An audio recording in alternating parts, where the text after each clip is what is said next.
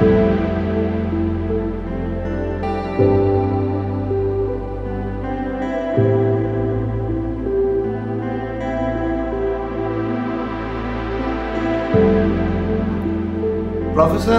Doctor Sukumar Mukhopadhyay medicine বিভাগে পশ্চিমবঙ্গ তথা ভারতবর্ষের ইতিহাসে একজন মহিরু, একজন স্টলওয়ার্ড, একটা যুগ, যার জীবনের কেরিয়ার শুরু হয় 50-এর দশকে, আর যিনি সরকারি হাসপাতালে কর্মরত ছিলেন 1994 সাল পর্যন্ত। আর বেসরকারি জীবন বা সরকারি চাকরি থেকে ইস্তফা নেওয়ার পর বাকি জীবন শুরু হয়, যেটা 1994 থেকে আজকে 2024, দীর্ঘ 30 বছর উনি সততার সাথে, নিষ্ঠার সাথে, প্রতিষ্ঠার সাথে চালিয়ে আসছেন। আমরা আমাদের এই কয়েকটা এপিসোডে সুকুমার মুখার্জির স্টুডেন্ট জীবন, সরকারি কাজের জীবন, বিদেশে গিয়ে পড়ার জীবন নিয়ে আলোচনা করেছি। সেখানে আমরা দেখিয়েছি কিভাবে প্রতিটা ক্ষেত্রে উনি সংঘাত করে আস্তে আস্তে আস্তে আস্তে আজকে প্রফেসর ডক্টর সুকুমার মুখার্জি, বিধানচন্দ্র রায় পুরস্কারে পুরস্কৃত মানুষটি বড় হয়ে উঠেছেন, বেড়ে উঠেছেন, ডালপালা নিয়ে একটি বটবৃক্ষের মতো বিস্তার করেছেন।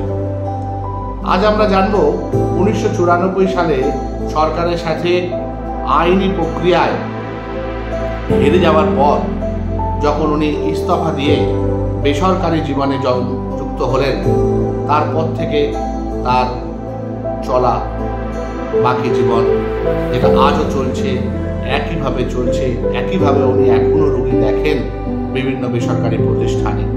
চলুন ওনার কাছ থেকে জেনে নিই এই 90 বছর বয়সের কাছাকাছি পৌঁছেও এত এনার্জি এবং এত অধ্যাবসায়, এত স্ট্যামিনা স্যার কিভাবে অর্জন করেন এবং কিভাবে তিনি চালিয়ে যাচ্ছেন। তারপরে রিটায়ার করার পর তখন আমাকে বললো, সিএমআরআই থেকে লোক এলো, আপনি আমাদের জয়েন করুন। কোঠারি থেকে লোক এলো, জয়েন করুন। সেই ক্ষেত্রে এখনো সিএমআরআই আছি। 92 সাল থেকে? হ্যাঁ। সিএমআরআই কবে জয়েন করেছি? এই 92 ওই সময় মনে সিএমআরআই হয়েছিল, তার কিছু আগে? তখন তারপরে হবে না, সিএমআরআই বলছি। হ্যাঁ, সিএমআরআই হয়েছিল 1988 সালে। হ্যাঁ, 87 সালে, মানে আপনি জয়েন করার পর 3-4 বছর আগে। সিএমআরআই যখন ওরা এলো বললো আমাকে জয়েন করবো, আমি জয়েন করতে পারি। সেখানেও ডিএনবি পরীক্ষা নিলাম, পরীক্ষা ডিএনবি ছাত্র হলো। তারপর তো আমার বয়স হয়ে গেল, তো সুদেব স্যার সবাই তো বললাম পরীক্ষা দিয়ে পাস করেছি। তারপরে একটা ছাত্র জীবন, একটা পোস্ট গ্রাজুয়েট জীবন, একটা কর্মজীবন, 3টে ফেজে কর্মজীবনে আমি আস্তে আস্তে কলকাতায় লোকেজনের ভাবতে রাখলো। আমি খুব সততার সঙ্গে প্র্যাকটিস করতাম। 10 টাকা ফি দিয়ে শুরু করেছিলাম, আজকে আমার 3000 টাকা ফি। কিন্তু লোকের ভালোবাসাটা অসম্ভব। আপনার সেক্রেটারি স্যার সত্যি কথা বলতে 3000 টাকা অনেক কম। হ্যাঁ, আপনার সেক্রেটারি স্যার লোকজন 10,000 টাকা ফিস। হ্যাঁ, ধরুন আনন্দ মালবিয়া বা এরা যারা দিল্লিতে আসে, তারা আপনার সেক্রেটারি সবাই 10,000 টাকা। 10,000 টাকা ফি স্যার অনেক চ্যারিটেবল ওয়েতে ফিস। আমার অসম্ভব করতে হয় করে। আর পশ্চিমবঙ্গে ফি অনেক কম জানি, বম্বে আর দিল্লি লোকে ভাবে না যে আমরা আমি কত রাত্রি থেকে কালকেও ফিরেছি 1টার সময়। তা দিনের পর দিন এই চলেছে। এবং আমরা প্রথম থেকে শুরু করেছি।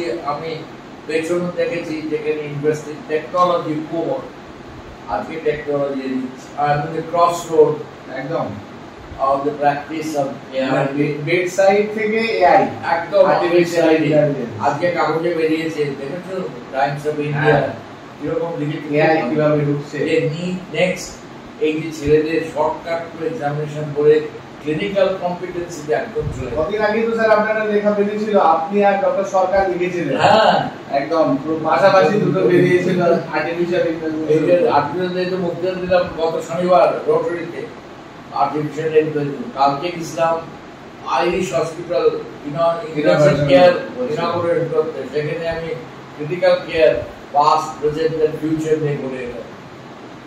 সেই ক্রিটিক্যাল কেয়ার যেটা ইউকে তে হচ্ছিল ভাবিরাজিতে, সেখান থেকে এখন এখানে কোপেনহেগেনে প্রথম হয় 1952।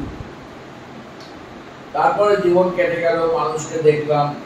তবে আমার ছাত্র মহল যেখানেই যাই, কালকে আমাদের সিএমআর ডক্টরস ডে সেলিব্রেশন হয়েছে হোটেলে, আচ্ছা প্রায় 400-500 ডাক্তার সব নিয়ে গেলে আমার এত ছাত্র নামই মনে নেই, সবাই তো আপনার ছাত্র হবে স্যার, সব আমার মতো বৃদ্ধ doctor attending conference and meeting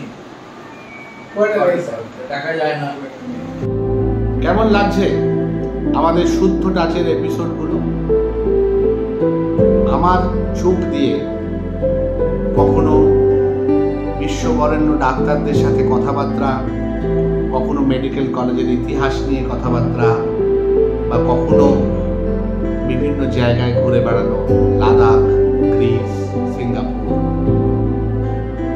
আমার চোখ আপনাদের চোখ হচ্ছে কিনা ভালো লাগলে সাবস্ক্রাইব করবেন, অন্যকে শেয়ার করবেন, যাতে তারাও তাদের মূল্যবান মতামত দিতে পারে।